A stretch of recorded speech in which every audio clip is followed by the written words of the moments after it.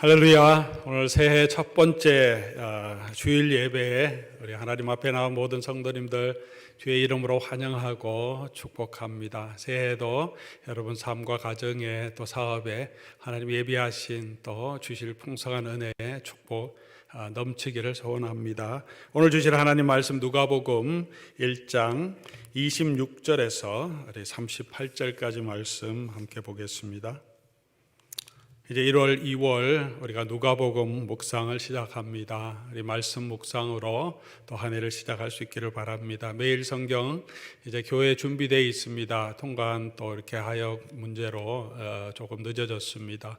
오늘 예배 후에 픽업하지 못하신 분 교회 오셔서 픽업해 가시고 또 주중에 언제든지 교회 사무실 연락하셔서 모두 우리 매일 성경 구입하시고 모자라면 더 구입할 수 있습니다. 여러분 우리 말씀으로 새롭게 시작하는 한 해가 될 수 있기를 바랍니다. 누가복음 1장 26절에서 38절까지 말씀 신약 성경 제가 가지고 있는 성경은 87페이지로 나와 있습니다. 찾으신 줄 알고 제가 하나님 말씀 받들어 읽겠습니다. 여섯째 달에 천사 가브리엘이 하나님의 보내심을 받아 갈릴리 나사렛이란 동네에 가서 다윗의 자손 요셉이라 하는 사람과 약혼한 처녀에게 이르니 그 처녀의 이름은 마리아라. 그에게 들어가 이르되 은혜를 받은 자여 평안할지어다. 주께서 너와 함께 하시도다 하니 처녀가 그 말을 듣고 놀라 이런 인사가 어찌함인가 생각하며 천사가 이르되 마리아여 무서워하지 말라. 내가 하나님께 은혜를 입었느니라.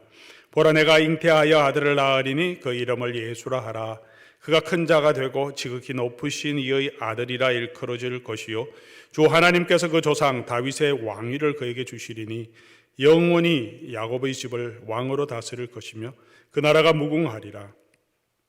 마리아가 천사에게 말하되 나는 남자를 알지 못하니 어찌 이 일이 있으리이까. 천사가 대답하여 이르되 성령이 내게 임하시고 지극히 높으신 이의 능력이 너를 덮으시리니 이러므로 나실 바 거룩한 이는 하나님의 아들이라 일컬어지리라. 보라 내 친족 엘리사벳도 늙어서 아들을 배었느니라. 본래 임신하지 못한다고 알려진 이가 이미 6달이 되었나니 대저 하나님의 모든 말씀은 능하지 못하심이 없느니라. 마리아가 이르되 주의 여종이오니 말씀대로 내게 이루어지이다 하며 천사가 떠나가니라. 아멘. 사랑하는 성도 여러분, 우리 새해 시작하시면서 여러분 새롭게 다짐하신 일, 영어로는 우리가 New Year Resolution이라고 하죠. 새해 새로운 결심이 있으신지 모르겠습니다. 교회적으로는 새로 결심하고 또 가지고 있는 주제를 주의 말씀으로 새롭게 하소서라는 표를 우리가 세웠습니다. 여전히 코로나 가운데 있어서 우리가 대면 접촉이 많이 제한되고 있습니다. 또 그런 사역들은 제한적일 수밖에 없습니다. 올 아마 상반기는 아마 지금과 비슷한 좀 제한된 상황 가운데 지내야 할지 모릅니다. 그러나 우리가 사람과의 대면 접촉은 제한이 많지만 우리 하나님과의 대면 접촉은 전혀 제한이 없습니다. 온라인이지만 우리가 여전히 예배로 나아갈 수 있고 또 다른 활동이 줄어들어서 오히려 말씀을 접할 수 있는 그런 기회도 더 많이 우리에게 있습니다. 우리가 그렇게 노력한다고 하면 참 우리가 말씀으로 우리 자신을 다시 돌아보고 또 외부적인 활동에 힘쓰는 것이 아니라 내적으로 영적인 성숙을 기할 수 있는 또 영적인 재충전, 여러 가지 일 때문에 힘들고 피곤했던 그런 삶에서 우리가 영적인 재충전을 할 수 있는 그런 기간으로 우리가 또 삼으면 얼마나 좋겠습니까? 또 위기가 기회가 될 수 있을 것입니다. 시편 119편 40절 우리 말씀 주제의 말씀입니다. 표의 주제 말씀인데요. 내가 주의 법도를 사모하여 싸우니 주의 의로 나를 살아나게 하소서.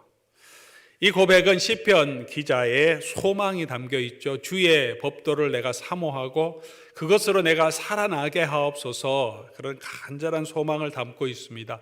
이것은 소망일 뿐만 아니라 또한 하나님께서 우리에게 약속해 주시는 약속도 포함되어 있습니다. 우리가 주의 법도를 사모하면 그 법도로 말미암아 너희가 살아나게 될 것이라는 약속을 포함하고 있습니다. 낙심해서, 예수님의 죽음으로 인하여 낙심해서 엠마오로 내려가던 두 제자들이 예수님을 만나서 예수님께서 성경을 풀어서 강해죠, 설교해 주시고 말씀해 주시는 그 이야기를 들을 때 그들의 마음이 뜨거워졌다라고 말하고 있습니다. 누가복음의 내용이죠. 말씀을 들을 때, 성경을 풀어 해석하는 그 말씀을 들을 때 그 마음이 뜨거워지고 낙심되었던 마음을 새롭게 엠마오로 내려가는 것이 아니라 돌아서서 다시 예루살렘으로 갈 수 있는 용기와 담대함을 주셨습니다. 고넬료는 베드로의 설교를 들을 때 성령의 충만함을 받았습니다. 사도들의 가르침을 받기에 전념했던 예루살렘 교회는 양적인 성장과 함께 내적인 아름다운 성숙을 이루어가는 공동체가 되었습니다. 혹시 오래된 이 코로나 사태로 인하여서 마음이 낙심도 되고 참 예배와 또 성도의 교제를 할 수 없어서 참 우리가 마음에 우울한 그런 영적인 침체를 경험하고 계시는 분이 있으십니까?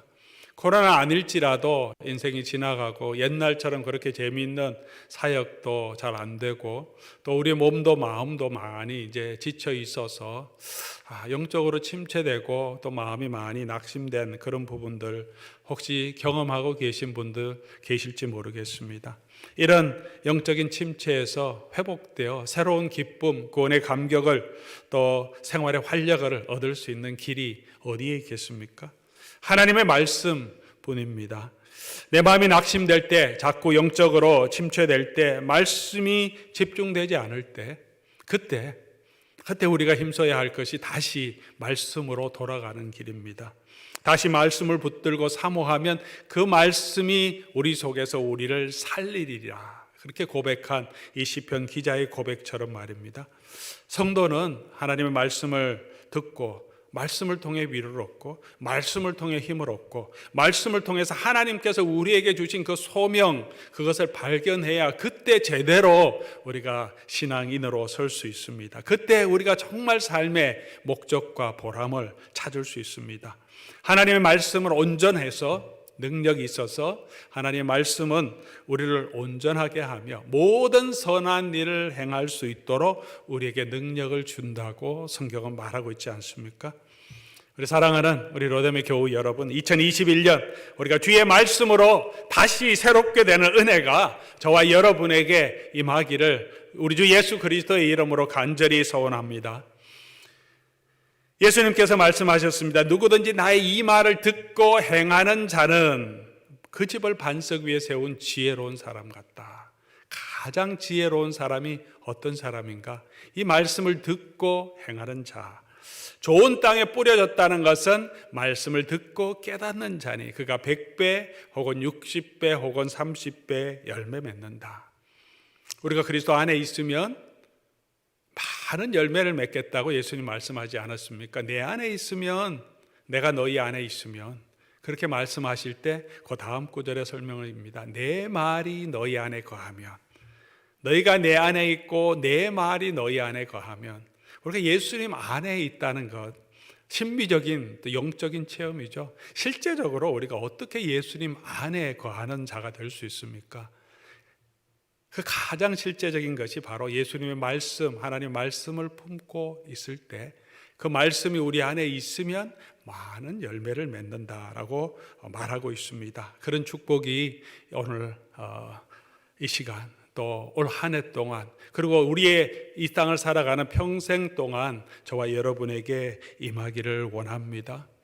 누가복음은 어두움 가운데 있는 이 세상에 기쁨의 좋은 소식을 전해주시는 예수님의 이야기, 그 예수님의 오심으로, 예수님의 죽음과 부활로 인하여서 우리 가운데 일어났던 이 놀라운 이야기를 설명해 주기 위해서 누가가 펜을 들고 기록한 내용입니다. 자세하게, 그리고 차례대로 기록했습니다. 특히 누가복음에서 강조하는 것 중에 하나가 복된 소식입니다. 이 복된 소식을 전하시는 것이고, 또 하나는 그 복된 소식을 가지고 잃어버린 자들을 찾아오시는 하나님, 찾아가시는 예수님에 대해서 집중해서 우리에게 보여주고 있습니다. 오늘 이 누가복음의 서두에도 그렇게 복된 소식을 가지고 그 백성들에게 찾아오시는, 특별히 두 사람에게 찾아가시는 하나님의 모습, 하나님의 천사의 모습을 기록해 주고 있습니다. 하나는 우리 세례 요한의 아버지였던 사가랴를 찾아가시죠. 성전에서 만나주시고, 그리고 두 번째는 오늘 본문에 똑같이 좋은 소식을 가진 가브리엘이 마리아를 찾아가서 주의 복된 소식을 전해주는 내용을 기록하고 있습니다. 어제 사가랴를 만났던 내용은 새벽 기도를 통하여 말씀을 드렸습니다. 혹시 듣지 못하신 분 주중에 또 시간 나실 때 우리 로뎀 장로교회 유튜브 채널 들어가시면 토요 새벽 기도의 설교 있습니다. 사가랴를 만나주시고 찾아오시며 구원을 베풀어 주신 그 하나님의 은혜를 또한 함께 또 나누기를 원합니다. 오늘 우리가 이 본문 내용 마리아의 이야기를 통해서 살펴볼 수 있는 것은 우리가 성도로서 그리스도의 제자로 어떻게 서가야 하는지 우리 살펴볼 수 있습니다. 마리아를 성모로 우리 숭배하는 그런 사상이 교회의 역사 가운데 계속해서 쌓여왔습니다. 그러나 오늘 본문과 성경 전체의 내용을 보면 성경은 이 마리아를 성모라고 숭배하지 않고 이 마리아의 모습이 처음 제자이며 그리고 가장 신실한 제자의 모습으로 우리의 숭배의 대상이 아니라 우리가 정말 따라야 할 삶의 모범으로 우리에게 보여주고 있습니다. 오늘 마리아의 순종을 통해서 제자도에 관해 배울 점, 또 우리가 알고 깨닫고 순종해야 할 그 진리는 무엇인지 우리가 함께 살펴보기를 원합니다. 먼저 첫 번째로 그리스도의 제자가 되기 위해서는 찾아와 부르시는 하나님의 은혜를 만나야 합니다. 제자가 되는 것은 나에게서 시작하는 것이 아닙니다. 세상의 학문은, 세상의 사상을 배우는 것은, 철학을 배우는 것은, 기술을 배우는 것은 배우고자 하는 사람이 내가 저 학교 가야 되겠다, 저 선생님한테 뭘 배워서 나도 저런 것들의 마스터가 되어보겠다 하는 마음으로 찾아가죠. 학비를 지불하면서 배웁니다. 유대회당에서 말씀을 배우는 것도, 랍비가 되기 위해서 훈련하는 것도 마찬가지입니다. 부모가 보내든지 자기가 가든지 학비를 가지고 학교를 찾아가고 선생님을 찾아가서 돈을 지불하고 배우는 것이죠. 그 동기가 나에게서 나옵니다. 그러나 성경은 우리에게 분명히 보여줍니다. 예수님은 제자들이 예수님 찾아간 것이 아니라 예수님이 제자들을 찾아가서 부르십니다. 성경이 보여주는 가장 중요한 구원의 원리입니다. 오늘 누가복음이 강조하는 내용이기도 합니다. 기독교는 그렇게 하나님께서 그 백성을 찾아오시는 종교입니다. 은혜로 찾아오시는 거죠. 오늘 본문 26절 27절 여섯째 달에 천사 가브리엘이 하나님의 보내심을 받아 갈릴리 나사렛이라는 동네에 가서 다윗의 자손 요셉이라 하는 사람과 약혼한 처녀에게 이르니 그 처녀의 이름은 마리아라. 본문에 하나님이 보내시고 그리고 갈릴리 나사렛 동네라고 하는 곳으로 가서 찾아오시는 모습을 구체적으로 기록하죠. 그리고 처녀에게 이르러 이렇게 세 번이나 보내고 가시고 찾아오고 이르렀다. 그냥 하나님이 보내서 왔다고 할 수 있지만 이렇게 길게 하나님께서 찾아오시는 모습을 우리에게 보여주시려고 이렇게 길게 기록하고 있는 것입니다. 그렇게 복된 소식을 가지고 하나님께서는 지금도 저와 여러분을 찾아오십니다. 28절 보니까 그에게 들어가 이르되 은혜를 받은 자여 평안할지어다 주께서 너와 함께 하시리로다 선포합니다. 마리아는 그냥 평범한 여인이었습니다. 천사를 만나기 전에는 그냥 결혼을 꿈꾸는 그냥 평범한 나사렛에 사는 여인이었습니다. 근데 이 천사를 만나고 기쁜 소식을 만나자 그의 삶이 변했습니다. 평범한 것이 아니라 예수님의 제자로 살게 되었습니다. 천사가 그녀를 찾아와 은혜를 베풀기를 찾아온 것은 은혜 베풀기를 원함이죠. 그러나 천사가 왔을 때 얘기하는 것은 그녀는 이미 하나님의 은혜, 선택을 받고 은혜를 받은 자라고 말합니다. 은혜를 받을 자, 순종하면 하나님의 은혜를 주겠다 이렇게 말씀하지 않죠. 은혜를 받은 자여 평안할지어다. 이미 하나님께서는 마리아를 보고 계셨고 택하셨고 이미 은혜를 베풀어 주셨기 때문에 이 천사를 보내서 그녀를 선택하셔서 하나님의 귀한 도구로 예수 그리스도의 구원에 정말 중요한 도구로 하나님께서 사용해 주신 것입니다. 예수님은 그렇게 여전히 그 제자들의 삶의 자리로 찾아가서 그를 부르십니다.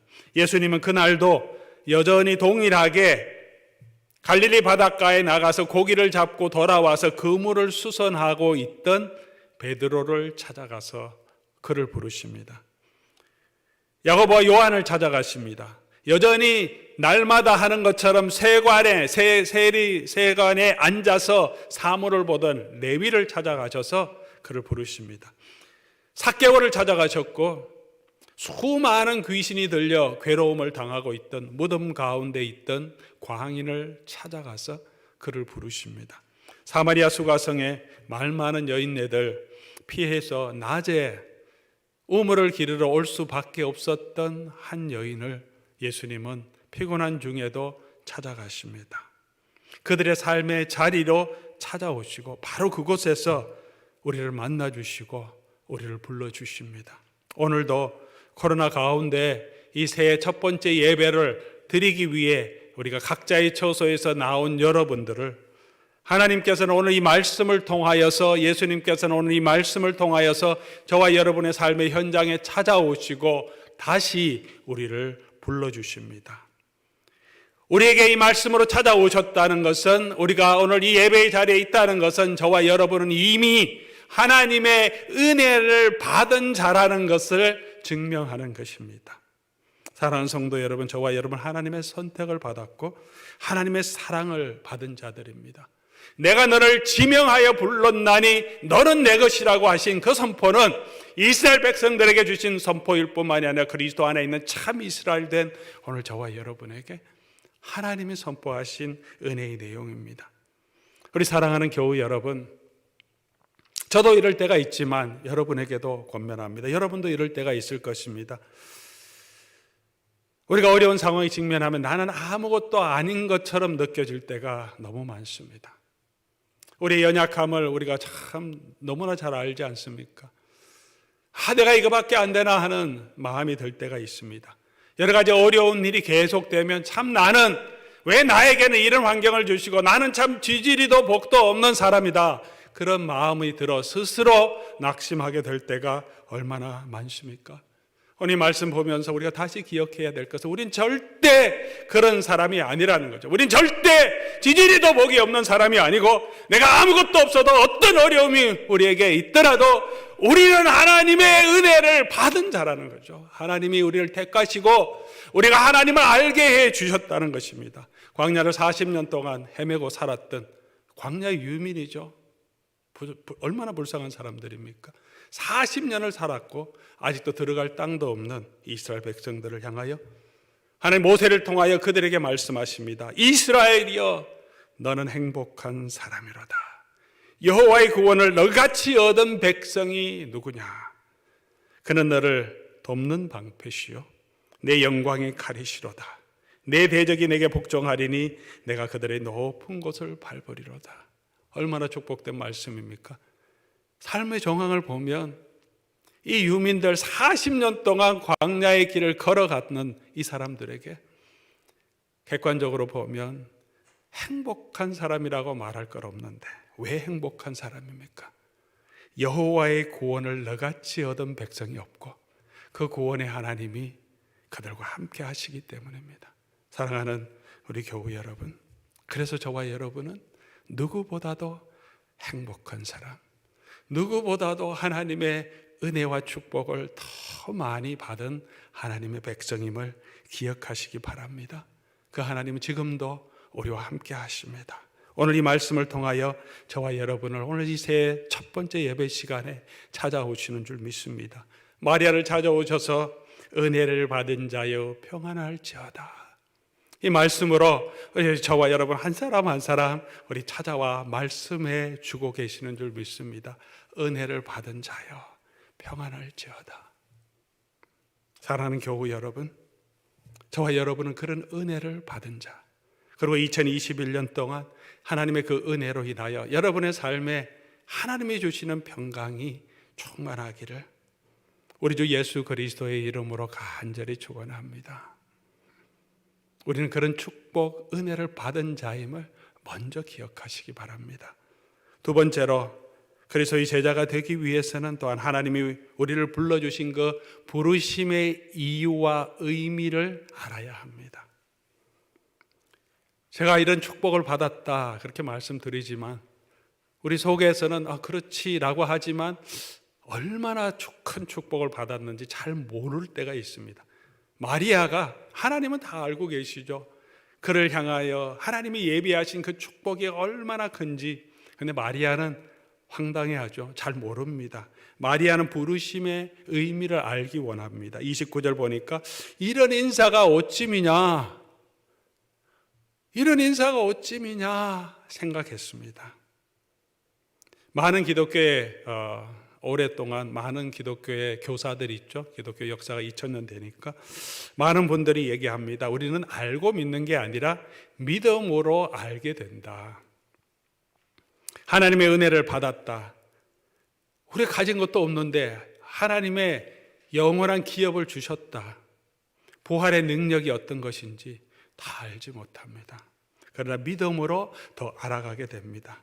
이런 하나님이 주신 그 은혜에 대해서 그런가 의문을 가져야 합니다. 궁금증을 가져야 합니다. 이 놀라운 은혜의 축복이 무엇인가? 그렇게 생각할 때 하나님은 마리아에게 그녀의 순종으로 이루어지게 될 하나님의 구원의 계획을 설명해 주십니다. 생각만 했는데 마리아에게 하나님께서 천사를 통하여 설명해 주십니다. 31절 그녀가 잉태하게 될 아들은 하나님의 거룩한 아들이고 그 아들을 통해서 하나님께서 다윗의 집에 왕으로 세우시고 33절 영원히 야곱의 집에 왕으로 삼으시고 야곱의 집을 다스리고 그 나라가 무궁할 것이다. 그로 인하여서 이 땅에 있는 모든 잃어버린 자들이 하나님의 영광을 보게 될 것이다. 그가 잉태될 것도 하나님의 능력이 그를 덮어서 불가능한 일을 가능하게 해주시는 것도 알려주셨습니다. 우리가 이 능력을 알아야 합니다. 우리가 받은 은혜를 알아야 합니다. 송구 영신 예배 때 여러분께 이렇게 기도합시다 라고 도전을 드렸습니다. 그 첫 번째 바울이 에베소 성도를 향한 기도의 내용이 무엇이었습니까? 하나님께서 지혜와 계시의 영을 우리에게 주사 우리로 하여금 하나님을 알게 하시고 하나님이 우리를 부르신 그 부르심의 소망이 무엇이고 우리에게 주신 그 기업의 풍성함이 무엇이고 또 하나님께서 우리에게 주신 그 능력의 지극히 큰 것이 무엇인지 알게 하옵소서. 바울은 알았습니다. 이것을 아는 것이 가장 중요한 축복이라는 것을. 사랑하는 성도 여러분, 우리를 불러주신 그 하나님의 은혜인 것을 기억하고 그리고 그 은혜가 도대체 얼마나 큰 것인지 알아가는 저와 여러분 될 수 있기를 바랍니다. 이렇게 기도하면 하나님께서 우리로 하여금 알게 해 주실 것입니다. 세 번째로 그리스도의 제자가 되기 위해서는 또한 합당한 대가를 지불해야 합니다. 그렇습니다. 은혜만 있는 것이 아닙니다. 그의 뜻을 알고 그의 뜻을 순종하기 위해서는 우리가 각오해야 될 것도 있습니다. 치루어야 할 대가가 있습니다. 가만히 있으면 예수님의 제자가 되지 못합니다. 사랑하는 성도 여러분, 오늘 마리아처럼 저와 여러분도 온전한 순종의 길로 나아갈 수 있기를 바랍니다. 그렇게 하기 위해서는 마리아와 같은 그 순종에 대한 각오와 대가를 지불해야 합니다. 마리아는 자신이 당할 수치를 각오했습니다. 우리도 그런 수치를 각오해야 합니다. 27절 그녀는 이미 정혼한 여인이었다 분명하게 말하고 있습니다. 34절에도 남자를 알지 못하는데 어떻게 이런 일이 있겠습니까? 라고 말합니다. 마리아는 굉장히 상식적이고 논리적인 여인이었음을 알 수 있습니다. 당연하죠. 남자를 알지 못했는데 어떻게 이런 일이 있을 것인가. 동일하게 말하면 이런 일이 있게 된다면 그가 어떤 수치를 당하게 될지도 알고 있는 것이죠. 정혼한 약혼자가 있는데 그냥 그 약혼자와 상관없이 아이를 가지게 된다면 그녀에게 어떤 일이 일어날지도 알고 있습니다. 온 동네 사람들에게 손가락질 당하게 될 것이고 파혼당하게 될 것이고 평생 비난을 감수해야 될지도 모릅니다. 하나님을 따른다는 것은 이런 각오가 있어야 합니다. 때로는 우리의 마음에 주의 일을 하다가 이런 마음이 들 때가 있습니다. 저희 마음에도 아마 열심히 봉사 안 하는 분은 모르겠습니다만 조금이라도 열심을 가지고 정말 하나님의 일을 위해서 섬기고 봉사하고 싶고 또 그렇게 하셨던 분들은 이런 경험이 있을 겁니다. 내 마음과 내 정성, 내 수고를 사람들이 다 알아주지 못해서 좀 섭섭할 때가 있습니다. 그리고 나는 안 그런데 내 마음은 실제로 그러지 않은데 사람들이 내 동기, 내 자세, 내 열심을 오해할 때가 있습니다. 그럴 때 얼마나 속상합니까? 아이, 다 때려쳐 하지 마. 이런 마음도 우리 속에 듭니다. 그런 것들을 각오하라고 말하고 있습니다.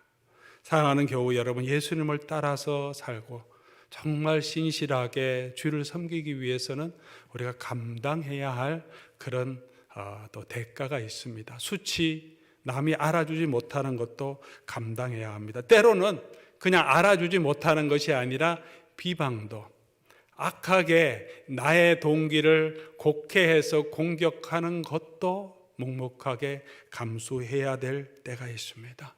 조롱도 참아야 할 때가 있습니다.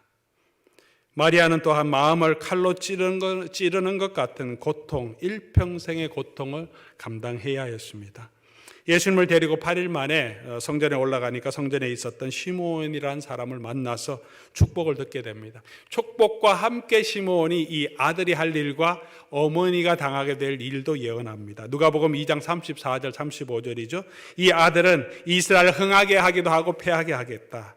그러나 많은 사람의 비방의 표적도 될 것이다.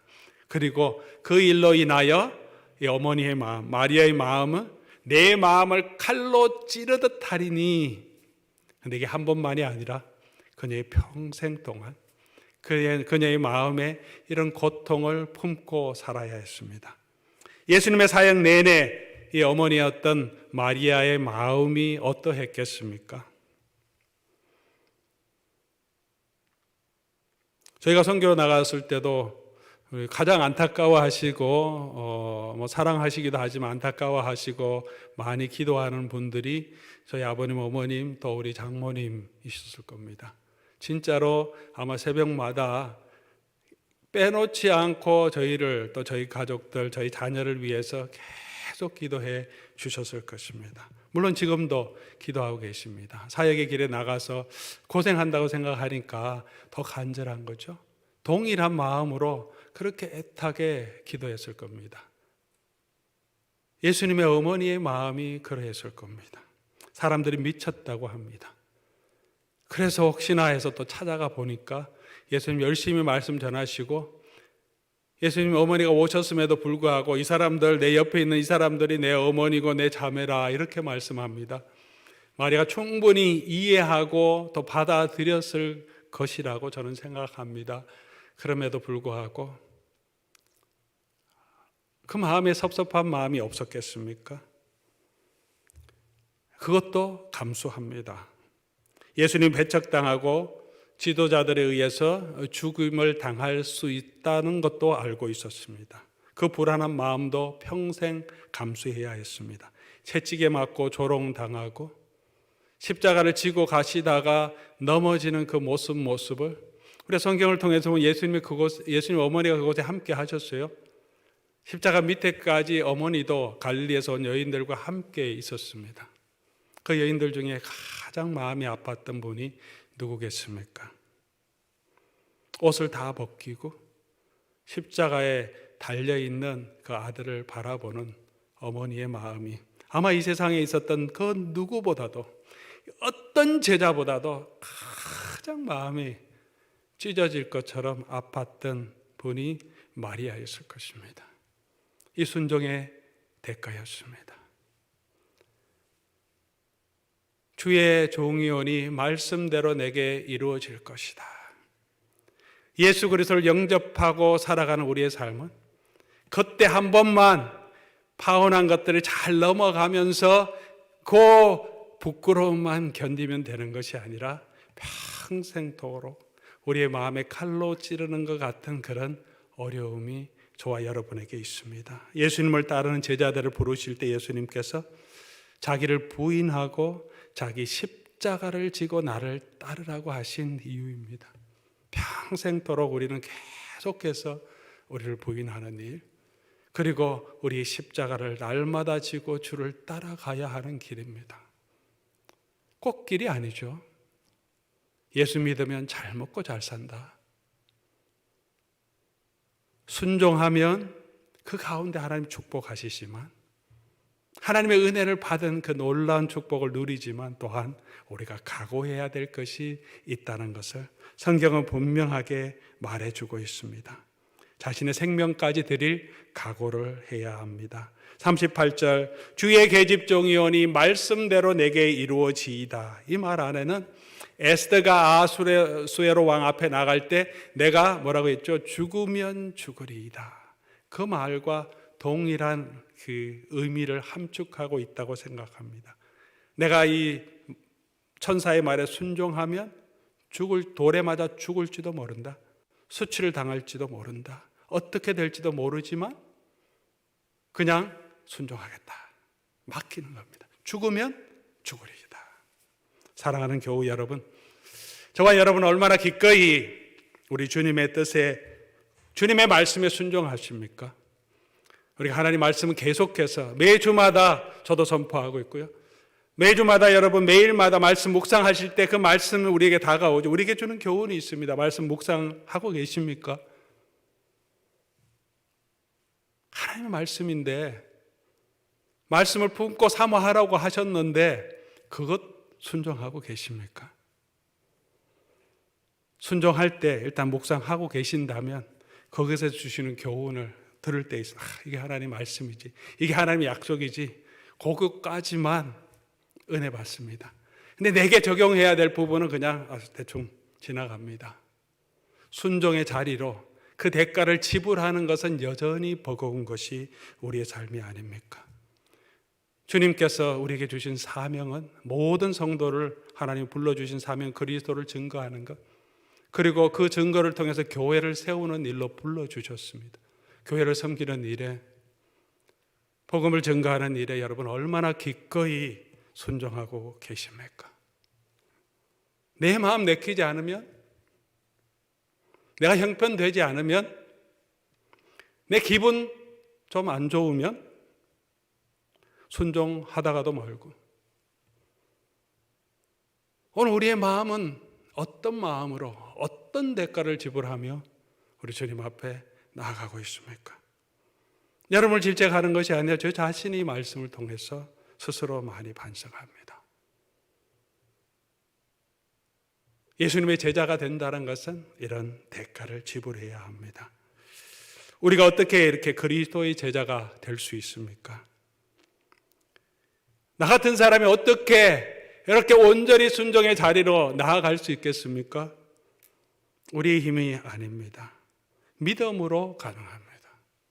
38절 주의 계집종이오니 여지용이오니 말씀대로 내게 이루어지이다 하니 고백은 마리아가 내가 예수님 말씀 들어보니까, 이 천사의 말을 들어보니까 이런 고난도 있겠지만 내가 결단하고 결심하고 예수님을 따를 수 있겠다 생각하고 그렇게 순종한 것이 아닙니다. 그냥 불러주신 그 하나님을 그냥 신뢰하는 거죠. 그에게 그냥 맡긴 것입니다. 그의 삶에 어떤 일이 일어날지는 그녀는 모르지만 그냥 불러주신 그 하나님의 은혜에 자신을 그냥 맡기는 거죠. 그것을 믿음이라고 말합니다. 내게 은혜를 베풀어 주시고 복된 소식을 전하기 위해서, 또 하나님의 구원을 이루기 위해서 하나님이 계획하신 그 일에 나를 불러주셨고 은혜를 베풀어 주신 그 신실하신 하나님께 그 은혜의 손에 나를 맡기는 것입니다. 사랑하는 성도 여러분, 우리를 누구에게 맡기겠습니까? 내가 행복을 찾겠다고 아무리 우물을 파도 터진 웅덩이일 수밖에 없는데 누구에게 우리를 맡기겠습니까? 마리아는 그 하나님께 자신을 맡겼습니다. 두 번째로 하나님의 말씀의 능력으로 가능하게 됩니다. 순종하기 바로 전에 37절 말씀이죠. 대자 하나님의 모든 말씀은 능하지 못함이 없느니라. 그리고 마리아가 고백합니다. 주의 여종이오니 말씀대로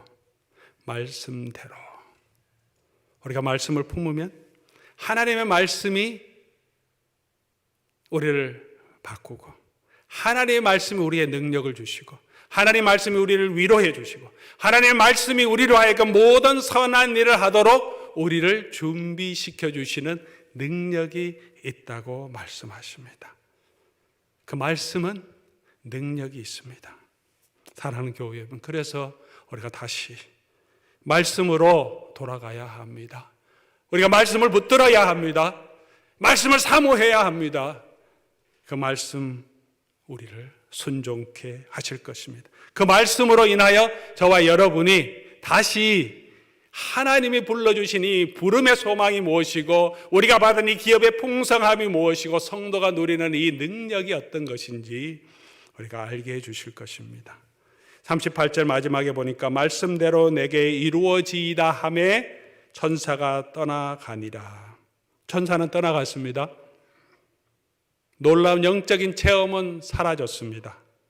그러나 마리아에게는 이제 예수님이 잉태되었습니다. 예수님이 그녀의 속에 거하십니다. 그리고 그 예수님께서 그녀와 함께 하시며 그녀의 삶을 인도해 주십니다. 사랑하는 교우 여러분, 우리가 받은 영적인 경험, 체험, 감동은 사라질 것입니다. 그러나 그의 말씀은 언제나 저와 여러분과 함께 하십니다. 우리 가운데 있습니다. 사랑하는 우리 로데메 교우 여러분, 오늘도 찾아오시는 말씀으로 찾아오시는 우리 여호와 하나님 앞에, 우리 주 예수 그리스도 앞에 우리가 나아가 고백해야 합니다.